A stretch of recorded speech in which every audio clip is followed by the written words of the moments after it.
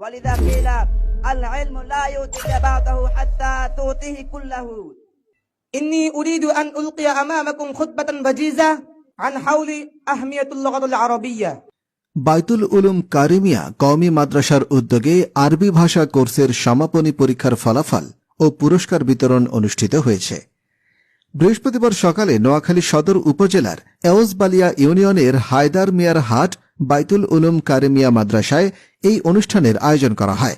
এ সময় বাইতুল উলুম কারিমিয়া মাদ্রাসার শিক্ষা সচিব ও আরবি ভাষা কোর্সের প্রশিক্ষক মুফতি ইসমাইল হোসেনের সভাপতিত্বে অতিথি হিসেবে উপস্থিত ছিলেন চরকাউনিয়া হাজিরহাট কওমি মাদ্রাসার পরিচালক মাওলানা মোহাম্মদ ইব্রাহিম, রহমতনগর মাদ্রাসার শিক্ষা সচিব মুফতি আবু সাফা, ৯ নং কালাদরাব ইউনিয়ন পরিষদের সাবেক চেয়ারম্যান প্রার্থী মাওলানা আবুল বাশার রায়হান, ২০ নং আন্ডারচর ইউনিয়ন পরিষদের সাবেক চেয়ারম্যান প্রার্থী মাওলানা আব্দুল করিম, বাটির টেক চৌরাস্তা দারুস সুন্নাহ মাদ্রাসার মোহতামিম মুফতি ওসমান গনি, আমিননগর মাদ্রাসার পরিচালক মাওলানা আব্বাসুর রহমান, জিন হুজুর মাদ্রাসার সিনিয়র শিক্ষক মাওলানা আবু হানিফ সহ আরো অনেকে।